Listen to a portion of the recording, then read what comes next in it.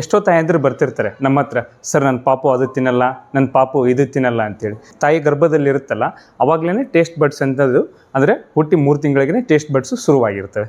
So ಆಮೇಲೆ ಏನಾಗುತ್ತೆ, ತಾಯಿ ಏನಾದರೂ ಆಹಾರ ತಿಂತಾರಲ್ಲ, ತಾಯಿ ಏನಾದರೂ ಆಹಾರ ತಿಂದಾಗ ಏನಾಗುತ್ತೆ, ಆಹಾರ ಹೊಟ್ಟೆ ಒಳಗೆ ಹೋಗಿ ಕಾರ್ಬೋಹೈಡ್ರೇಟು, ಫ್ಯಾಟು, ಪ್ರೋಟೀನ್ಸು, ವಿಟಮಿನ್ಸ್ ಆಗಿ ಡಿವೈಡ್ ಆಗುತ್ತೆ.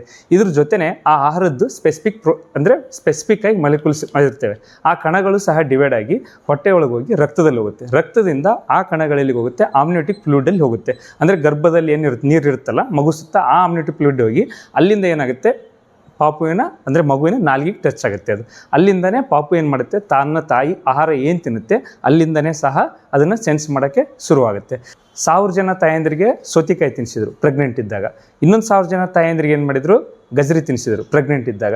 ಆ ಮಗು ಹುಟ್ಟಿ 6 ತಿಂಗಳಾದಮೇಲೆ ಯಾವ ತಾಯಂದ್ರು ಸೌತೆಕಾಯಿ ತಿಂದಿದ್ರು ಅವ್ರ ಮಕ್ಕಳು ಏನು ಮಾಡ್ತಿದ್ರು, ಜಲ್ದಿ ಸೌತೆಕಾಯಿ ತಿಂತಿದ್ರಂತೆ ಕಡ್ದು.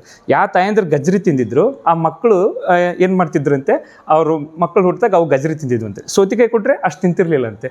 So interest of the food ಏನಿರುತ್ತಲ್ಲ, ತಾಯಿಯ ಪ್ರೆಗ್ನೆಂಟ್ ಇದ್ದಾಗಲೇ ಸಹ ಅದು ಶುರುವಾಗುತ್ತೆ. ಅದಕ್ಕೋಸ್ಕರ ಎಲ್ಲ ತಾಯಂದ್ರೆ ಏನು ಮಾಡಬೇಕು, ನನ್ನ ಮಗು ಅದು ತಿನ್ನಲ್ಲ ಇದು ತಿನ್ನಲ್ಲ ಅಂತ ನೀವು ಬರೋಕ್ಕಿಂತ ಮುಂಚೆ ನೀವು ಪ್ರೆಗ್ನೆಂಟ್ ಇದ್ದಾಗ ಎಲ್ಲ ಆಹಾರಗಳನ್ನು, ಸಮತೋಲನ ಆಹಾರಗಳನ್ನು ಸೇವಿಸಬೇಕು. ಅಂದಾಗ ನಿನ್ನ ಮಗು ಎಲ್ಲ ತಿನ್ನುತ್ತೆ.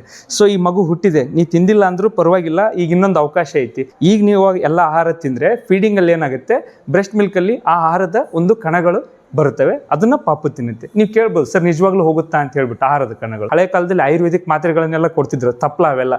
ಕಾಲು ನೋವಿದೆ ಅಂದರೆ ಆ ತಪ್ಪಲ ಕೊಡ್ತಿದ್ರು. ಕಾಲು ನೋವಿರೋದಲ್ಲಿ ತಪ್ಪಲ ತಿಂದವನು ಅದು ಹೋಗಿ ಕರಗಿ ರಕ್ತದಿಂದ ಅಲ್ಲಿ ಹೋಗಿ ಆ್ಯಕ್ಟ್ ಮಾಡುತ್ತೆ.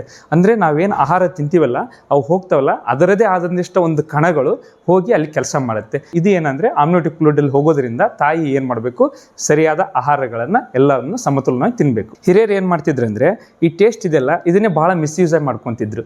ಅಂದರೆ ಪಾಪುಗೆ ಟೇಸ್ಟ್ ಇದೆಯಲ್ಲ, ಸೊ ಪಾಪು ಅಳುತ್ತೆ. ಯಾಕೆ ಅಳುತ್ತೆ, ಒಂದು ಕಿವಿ ಸೋರಿದ್ರೆ, ಇಲ್ಲ ಅದು ಹೇಳಿದ್ದೆ ಹಂಗರು, ಆ್ಯಂಗ್ರಿ, ಲೋನ್ಲಿ ಅದಕ್ಕೂ ಅಳುತ್ತೆ. ಇಲ್ಲ ನೀವೇನಾರ ಕಡಗ ಕಟ್ಟಿರ್ತೀರಿ, ಬಟ್ಟೆ ಕಟ್ಟಿರ್ತೀರಿ, ಅದು ಅಳುತ್ತೆ. ಇಲ್ಲ ಆರೋಗ್ಯ ಹಾಳಾದಾಗ ಅಳುತ್ತೆ. ಸೊ ಅವಾಗ ಹಿರಿಯರು ಏನು ಮಾಡ್ತಿದ್ರು ಅಂದರೆ, ಜೇನುತುಪ್ಪ ನೆಕ್ಕಿಸ್ತಿದ್ರು, ಇಲ್ಲ ಅಂದರೆ ಸಕ್ಕರೆ ನೀರನ್ನ ನೆಕ್ಕಿಸ್ತಿದ್ರು. ಪಾಪು ಏನಾಗುತ್ತೆ, ಅದಕ್ಕೆ ಟೇಸ್ಟ್ ಚೆನ್ನಾಗಿರೋದು ಅಂತ ಸಕ್ಕರೆ ನೀರು ಜೇನುತುಪ್ಪ ತಿಂದ್ಬಿಟ್ಲೆ ಏನಾಗುತ್ತೆ, ಮಲ್ಕೊಂಬಿಡೋದು. ಬಟ್ ಆಮೇಲೆ ಏನಾಗ್ತಿತ್ತು, ಎದ್ದಾಗ ಮತ್ತೆ ಅಳೋದು ಶುರು ಮಾಡೋದು, ಮತ್ತೆ ಜೇನುತುಪ್ಪ ಹಾಕ್ತಿದ್ರು. ಸೊ ಹೀಗಾಗಿ ಹಳೆಯ ಕಾಲದಲ್ಲಿ ಏನಾಗ್ತಿತ್ತು ಅಂದರೆ 1000ಕ್ಕೆ 50 ಮಗು ಸಾಯ್ತಿದ್ದು. ಯಾಕಂದರೆ ಜೇನುತುಪ್ಪದಲ್ಲಿ ಬಾಟುಲಿನಮ್ ಟಾಕ್ಸಿನ್ ಅಂತ ಆಗುತ್ತೆ. ಸಕ್ಕರೆ ನೀರು ಜಾಸ್ತಿ ತಿನ್ನಿಸಿದ್ರೆ ಮೆದುಳು ಜ್ವರ, ಏನಾದರೂ ಇನ್ಫೆಕ್ಷನ್ ಜಾಸ್ತಿಯಾಗಿ ಮೆದುಳು ಜ್ವರ ಬಂದು ಮಗು ಎಕ್ಸ್ಪೈರ್ ಆಗ್ತಿದ್ದು.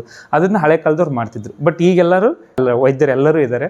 ಸೊ ತಮ್ಮ ಮಗು ಅಳ್ತಾ ಇದೆ ಅಂದರೆ ಬಂದು ತೋರಿಸ್ರಿ. ಆ ಥರ ಜೇನುತುಪ್ಪ ಆಗಲಿ, ಸಕ್ಕರೆ ನೀರು ಹಾಕಲಿ, 6 ತಿಂಗಳವರೆಗೂ ಯಾವುದೇ ಮಗು ಏನೋ ಹಾಕಬಾರ್ದು ಅಂತ ಹೇಳ್ಕೊಡ್ತೀನಿ.